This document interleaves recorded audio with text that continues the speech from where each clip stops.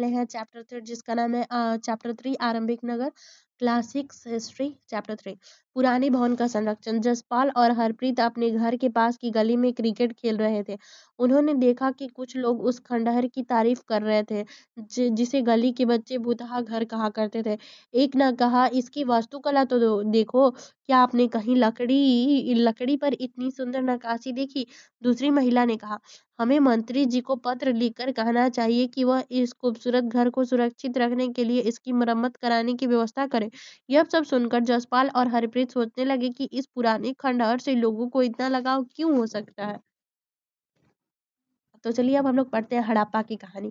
अक्सर पुरानी इमारत अपनी कहानी बताती है। लगभग 150 साल पहले, अब जब पंजाब में पहली बार रेलवे लाइन बिछाई जा रही थी, तो इस काम में जुटे इंजीनियरों को अचानक हड़प्पा पूरा स्थल मिला जो आधुनिक पाकिस्तान में है। उन्होंने सोचा कि यह एक ऐसा खंडहर है जहाँ से अच्छी ईंटें मिलेंगी।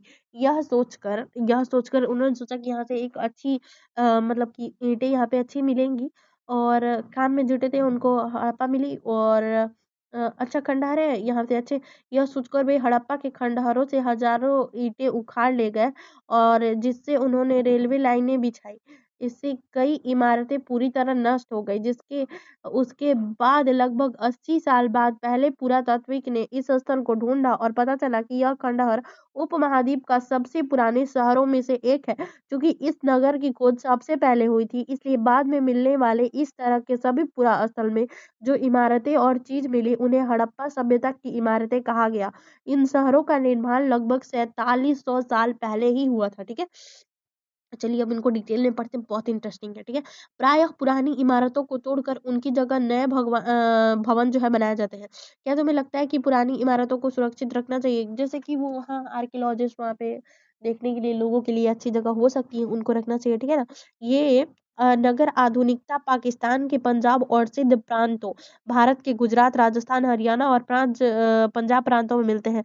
इन सभी स्थलों में पुरातात्विकों को अनेक ही वस्तुएं मिली है, जैसे मिट्टी के लाल बर्तन जिन पर काले रंग के चित्र बने थे, पत्थर के बाट, मुहरे, मनके, तांबे उपकरण और पत्थर के लंबे ब्लेड इत्यादि। ठीक है, इन नगरों की विशेषता क्या थी? तो इन नगरों में से कई को 2 या उससे ज़्यादा हिस्सों में विभाजित किया गया था।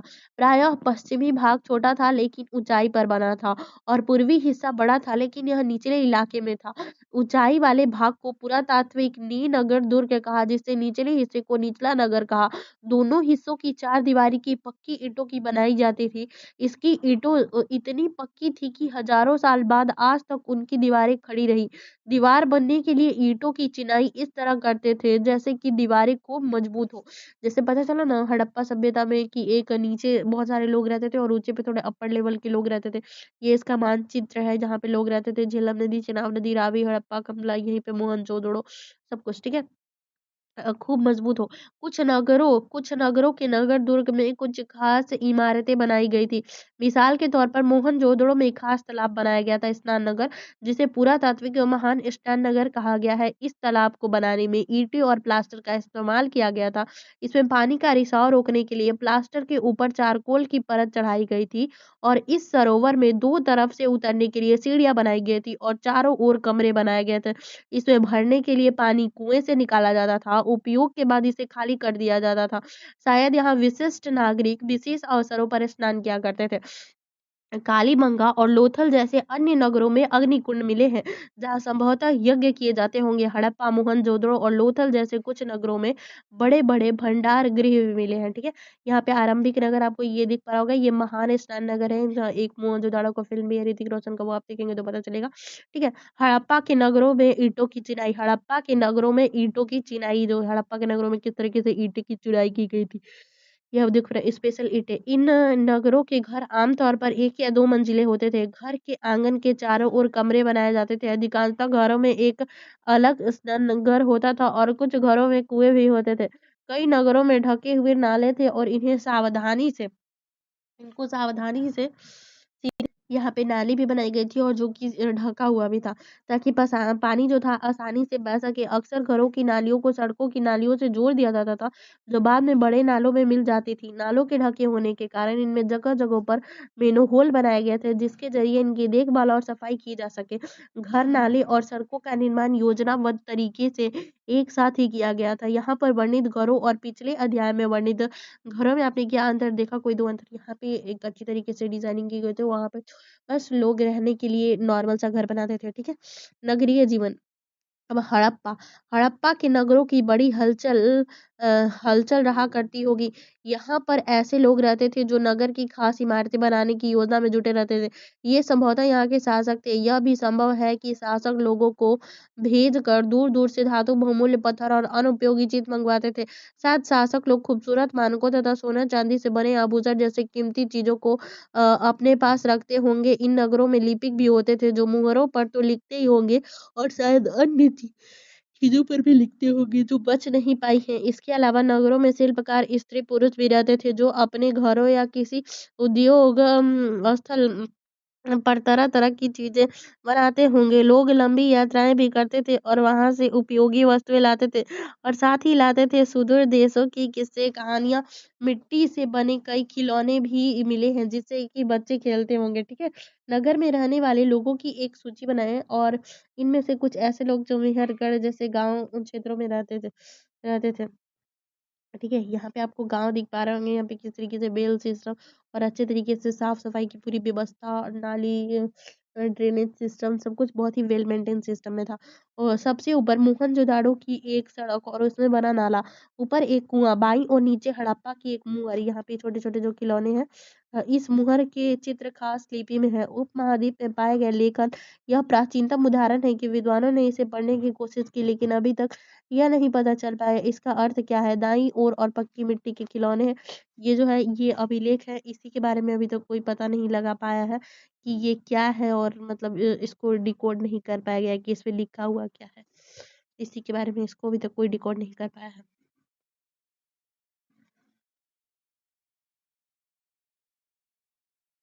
चलिए, शुरू हो चुके थे। अब नगर और नए शिल्प के बारे में बात करते हैं। ये जो है पत्थर की बाटें हैं जिससे कि सामान को तौला जाता होगा और दिया जाता होगा। पत्थर की बाटें देखो कितने ध्यान और उपयुक्त तरीके से इन बाटों को बनाया गया है। इन्हें चट पत्थर से बनाया गया है, तो इन्हें शायद बहुमूल्य पत्थर और धातुओं को तौलने के लिए बनाया गया होगा। बाएँ में मध्य इनमें से कई कर्षणित पत्थरों को बनाए गए थे। पत्थरों को काट और तराश कर बन के बनाए गए। इनके बीच छेद किए गए ताकि धागा डालकर माला बनाई जा सके। और मध्य में दाएँ पत्थर के धारदार फलक, कढ़ाईदार वस्त्र, एक महत्वपूर्ण व्यक्ति की पत्थर से बनी मूर्ति जो मोहनजोदड़ो से मिली थी और उसकी कढ़ाई वस्त्र पहनते दिखाया गया है, ठीक है? अब आप कुछ ऐसी चीज़ों के बारे में अध्ययन करें जो हड़प्पा के नगरों से प्राप्त हुई है। पुरातात्विक जो चीज़ें वहाँ से मिली और उनमें से अधिकतर पत्थर, शंख, तांबे, काँसे, सोने, चाँदी और धातुओं से बनाई गई है। तांबे और काँसे के औजार, हथियारों, गहने और बर्तन बनाए जाते थे। सोने, चाँदी गहने, बर्तन बनाए जाते थे, ठीक है ना? सब कुछ यहाँ पे मिला है और यहाँ सबसे आकर्षक मनके, बाट और फलक है। यहाँ पे कौन-कौन सी चीज़ें मिली है? तो यहाँ पे मनके, यहाँ पे ये सब जो मिला है ज्वेलरी ये फिर ये बाट फिर ये जो इंसान है वो सब मिला है, ठीक है? आकर्षक वस्तुओं में से यहाँ मिली सबसे आकर्षक वस्तुओं में से क्या है? तो मनके, बाट और फलक है, ठीक है? हुँ। अब क्या है कि हड़प्पा सभ्यता के लोग पत्थर के मोहरे बनाते थे। इन आयताकार पृष्ठों में मोहरों का समांतर जानवरों के चित्र मिलते हैं। हड़प्पा सभ्यता के काले रंग का डिजाइन से खूबसूरत लाल मिट्टी के बर्तन बनाए जाते थे। आपको पृष्ठ में ऊपर में दिखाया गया था बर्तन।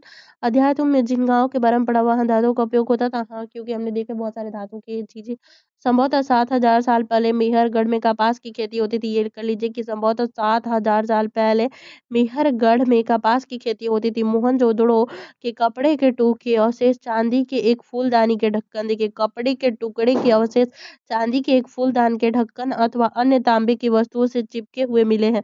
पक्की मिट्टी तथा फोयन से बनी तकलियां सूत कताई का भी यहाँ पे संकेत मिलता है, ठीक है?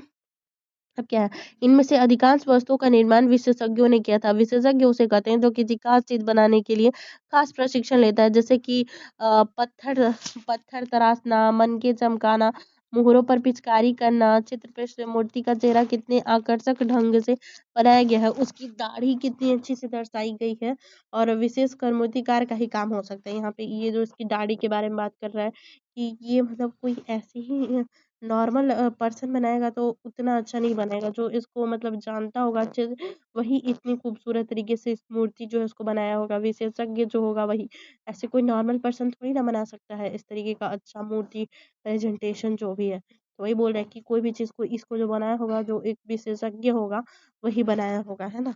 तभी इतना अच्छा और मस्त बना है। हमें नहीं पता कि क्या सिर्फ पुरुष ही ऐसे कामों को प्रशिक्षण हासिल करते थे या फिर महिलाएं ही। शायद कुछ महिलाएं और पुरुष दोनों इस पक्ष में काम करते थे। ये फ्रेंच है। पत्थर और शंख प्राकृतिक तौर पर पाए जाते हैं, लेकिन फ्रेंच को कृत्रिम रूप से तैयार किया जाता है। ये जो है क्या है, फ्रेंच, इसको बोला जाता है कि इसको कृत्रिम रूप पर तैयार किया जाता है। शंख जो होता है वो प्राकृतिक मिलता है, बट इसको जो होता है ना, कृत्रिम रूप से इसको तैयार किया जाता है। ठीक है। उसके बाद उन वस्तुओं पर एक चिकनी परत चढ़ाई जाती है। चिकनी परत के रंग प्राय नीले या हल्की समुद्री हरे होते हैं। तो यहाँ आज का कलर आपको देख पा रहा होगा कि समुद्री हरे हैं। फेयर्स के मन के चूड़ियाँ, बाले और छोटे बर्तन भी बनाए जाते थे। अब कच्चे माल की खोज में हम लोग चलिए चलते हैं। कच्चा माल उन पदार्थों को कहते हैं जो या प्राकृतिक रूप से मिलते हैं या फिर किसान या पशुपालक उनका उत्पादन करते हैं, जैसे लकड़ी या धातुओं के अयस्क प्राकृतिक के रूप में उपलब्ध कच्चे माल।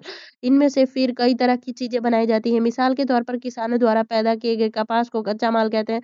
इससे बाद में कताई बुनाई करके कपड़ा तैयार किया जाता है। हड़प्पा में लोगों को कई चीजें वहीं मिलती हैं, लेकिन तांबा, लोहा, सोना, चांदी और बहुमूल्य पत्थरों जैसे पदार्थों को दूर दूर तक आयात करते थे। ठीक है। हड़प्पा हड़प्पा के लोग तांबों का आयात संभवतः आज के राजस्थान से करते थे। यहाँ तक कि पश्चिम एशियाई देश ओमान से भी तांबे का आयात किया जाता था कांसा बनाने के लिए। कहाँ से वो लोग कहते थे?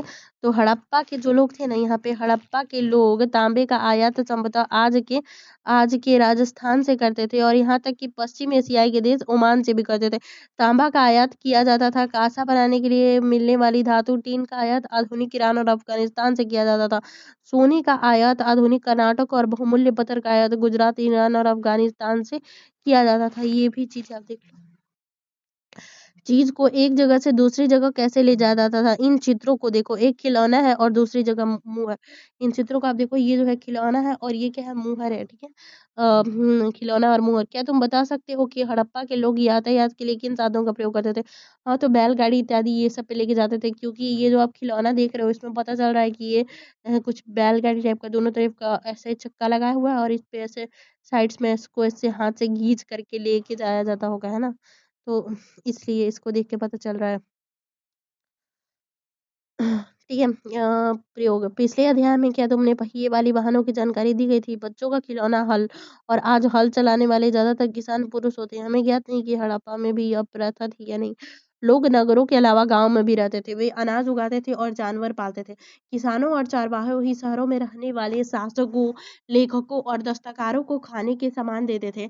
पौधों के अवशेषों से पता चलता है कि हड़प्पा के लोग गेहूं, जौ, दालें, मटर, धान, तिल और सरसों उगाते थे। जमीन की जुताई के लिए हल का प्रयोग एक नई बात थी। हड़प्पा काल के हल तो नहीं बच पाए, लेकिन क्योंकि वे प्राय लकड़ी से बनाए गए थे। लेकिन हल के आकार खिलौने में देखने में, जैसे कि अ, हम लोगों को जो पुरातात्विक के जो लोग थे उनको हल तो नहीं मिल पाया, क्योंकि लकड़ी जो, लेकिन जो छोटे छोटे खिलौने थे ना बच्चों के, उनमें से मिल पाए हैं हल। यानी कि उस टाइम के हल पे भी इस्तेमाल हुआ था, तभी तो वो खिलौने के रूप में एग्जिस्ट कर रहा था, है ना? तो खिलौने के रूप में एग्जिस्ट कर रहा था, तो इसलिए पता चला उन लोगों को कि हाँ, यहाँ पे था, जुताई किया जा रहा था। लकड़ी के बनाए गए थे और इस क्षेत्र में बारिश कम होती थी, इसलिए सिंचाई के कुछ तरीके अपनाए होंगे। संभवतः पानी का संचय किया होगा, जरूरत पड़ने पर उसे पलियों की सिंचाई की जाती होगी। हड़प्पा के लोग गाय, भैंस, भेड़, बकरियां पालते थे। बस्तियों के आसपास तालाब और चारागाह होते थे, लेकिन सूखो महीनों में मवेशियों के झुंडों को चारा पानी की तलाश में दूर दूर तक ले जाया जाता था। वे बेर जैसे फलों को इकट्ठा करते थे, मछलियां पकड़ते थे और हिरन जैसे जानवरों का भी शिकार करते थे। अब हम लोग पढ़ेंगे गुजरात में हड़प्पा कालीन नगर का सूक्ष्म निरीक्षण। गुजरात में हड़प्पा कालीन नगर का सूक्ष्म निरीक्षण। कच्छ के इलाके में खादीर बेत के किनारे धोलीवारा नगर बसा था। वहां साफ पानी मिलता था और जमीन उपजाऊ थी। जहां सभ्यता हड़प्पा सभ्यता की यहाँ पे कच्छ के इलाके में खदीर इसको याद रखिएगा कि कच्छ के इलाके में खदीर बेत के किनारे धोलीवीरा नगर बसा था। वहाँ साफ पानी मिलता था और ज़मीन उपजाऊ थी। जहाँ हड़प्पा सभ्यता के कई नगर 2 भागों में विभक्त थे, वहीं धोलीवीरा के नगर 3 भागों में बाँटा गया था। 3 भागों में, इनको कितने भागों में बाँटा गया था? तो 3 भागों में। इसके हर हिस्से के चारों ओर पत्थर की ऊँची-ऊँची दीवारें बनाई गई थी। इसके अंदर जाने के लिए बड़े-बड़े प्रवेश द्वार थे और इस नगर में एक खुला मैदान भी था, जहाँ सार्वजनिक कार्यक्रम आयोजित किए जाते थे। यहाँ मिले कुछ अवशेषों में हड़प्पा लिपि के बड़े-बड़े अक्षरों को पत्थरों में खुदा पाया गया है और इन अभिलेखों को संभवतः लकड़ी में जड़ा गया था। यह एक अनोखा अवशेष है क्योंकि आमतौर पर हड़प्पा के लेख मुहर जैसी छोटी वस्तुओं पर पाए जाते थे। गुजरात की खंबात की खाड़ी में मिलने वाले साबरमती की एक उपनदी के किनारे बसा लोथल नगर ऐसे स्थान पर बसा था जहाँ कीमती पत्थर जैसा कच्चा माल आसानी से मिल जाता था। यहाँ पत्थरों, शंकों और धातुओं से बनाई चीज़ों का महत्वपूर्ण केंद्र था। इस नगर में एक भंडारण गृह भी था। इस भंडारण गृह से कई मुहरें और मुद्रांकन या मुहरबंदी गीली मिट्टी पर दबाने की छाप मिलती है, ठीक है ना?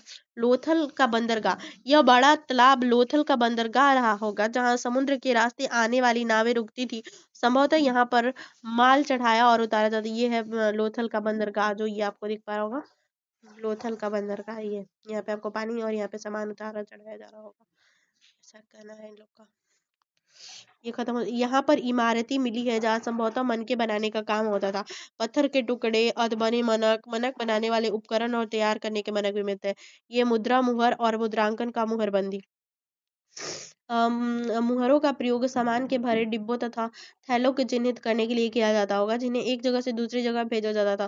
थैलों को बंद करने के बाद मुहरों पर गीली पट्टी का पोत कर मुहर लगाई जाती थी। मुहर की छाप को मुहरबंदी करते थे। अगर यह छाप टूटी हुई नहीं होती थी, तो यह साबित हो जाता था कि सामान के साथ छेड़छाड़ नहीं हुई है। आज भी मुहर का प्रयोग होता है। पता लगाओ कि मुहरों का उपयोग किस लिए किया जाता है। तो मुहर का प्रयोग वहाँ पे इसलिए रहता है क्योंकि वो रास्ते में सामान आया है तो कहीं पे भी चोरी नहीं हुआ है, बंद नहीं हुआ है, तो इसलिए मुहर उसका परफॉर्मेंस होता है कि हाँ भाई ये इस चीज़ का डील है कि कहीं पे भी बीच में चोरी-वोरी नहीं हुआ है। वो अच्छी तरीके से पैक्ड है और वो जो सामान वहाँ पे पैक किया गया वहाँ पे आ चुका है। कोई उस चीज़ में मिलावट-उलावट नहीं हुआ है। ठीक है ना? तो इसलिए सारी चीज़ें। सभ्यता के अंत का रहस्य लगभग 2900 साल पहले एक बड़ा बदलाव देखने को मिला। अचानक लोगों के इन नगरों को छोड़ दिया। लेखन, मुहर और बाटों का प्रयोग बंद हो गया। दूर-दूर से कच्चे माल का आयात काफ़ी कम हो गया। मोहनजोदड़ो में सड़कों पर कचरों के ढेर बनने लगे। जल निकासी प्रणाली नष्ट हो गई और सड़कों पर ही झुग्गीनुमा घर बनाए जाने लगे। यह सब क्यों हुआ? कुछ पता नहीं। कुछ विद्वानों का कहना है कि नदियाँ सूख गई थी। अन्य का कहना है कि जंगलों का विनाश हो गया था। इसका कारण ये है कि ईंट पकाने और ईंधन की ज़रूरत पड़ती थी। इसके अलावा मवेशियों के बड़े-बड़े झुंडों से चारागाह और घास वाले मैदान समाप्त हो गए। कुछ इलाकों में बाढ़ आ गई, लेकिन इन कारणों से स्पष्ट नहीं होता कि सभी नगरों का अंत कैसा हो गया। क्योंकि बाढ़ और नदियों के सूखने का असर कुछ ही इलाकों में हुआ होगा। ऐसा लगता है कि शासकों का नियंत्रण समाप्त हो गया। जो भी हुआ हो, परिवर्तन का असर बिल्कुल साफ दिखाई देता है। आधुनिक पाकिस्तान के सिंध और पंजाब की बस्तियाँ उजड़ गई थी। कई लोग पूर्व और दक्षिण के इलाकों में नई और छोटी बस्तियों में जाकर बस गए।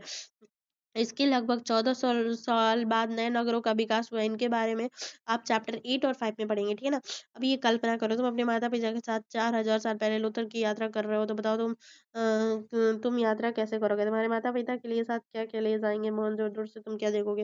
वहाँ पे जो चीज़ें होंगी और साथ में खाने-पीने के लिए तो बैलगाड़ी इत्यादि ये सब से चीज़ों से जाएँगे। आप अपने चैप्टर पढ़िए, अब इस क्वेश्चन को सॉल्व कर लीजिएगा, देखिए क्या है। तांबा कहाँ पे? सोना, टिन, बहुमूल्य पत्थर, हड़प्पा के लोगों के लिए धातु लेखन पहले यहाँ तक क्यों महत्वपूर्ण है, उपयोगी शब्द ये है।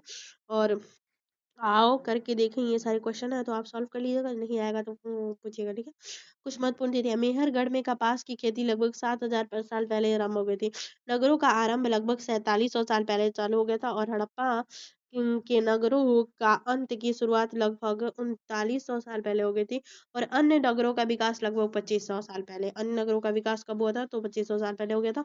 और ये क्वेश्चन है कि अपने शहर या गांव की 3 महत्वपूर्ण इमारतों का बता दीजिए। क्या बस्ती का महत्वपूर्ण इलाकों बनी है? इन इमारतों का उपयोग किस लिए किया जाता है? तुम्हारे इलाकों में क्या कोई पुरानी इमारत है? पता करो, वो उनकी देखभाल करो। कोई इमारत तो नहीं है और कोई देखभाल भी नहीं कर। हड़प्पा के किसानों और पशुपालक का जीवन क्या था और फिर ने क्या था? सारे क्वेश्चन आप पढ़ लीजिएगा, एक बार सॉल्व कर लीजिएगा, ठीक रहेगा। और ये आओ याद करें में पुरातत्व को कैसे ज्ञात हुआ कि हड़प्पा के दौरान कपड़े का, क्योंकि उन्होंने खुदाई की, खुदाई में निकला इसलिए। अब ये है तांबा कहाँ मिला था, तो तांबा हम लोग को शायद राजस्थान में, सोना कर्नाटक में, टीन गुजरात, अफगानिस्तान, बहुमूल्य पत्थर, ठीक है। हड़प्पा के लोगों के लिए धातु क्यों महत्वपूर्ण थे, ये सारी चीज़ें हो गई। तो ये हमारा चैप्टर भी कंप्लीट होता है। अगले चैप्टर में हम लोग इसका पढ़ेंगे, इसका चैप्टर 4 को पढ़ेंगे।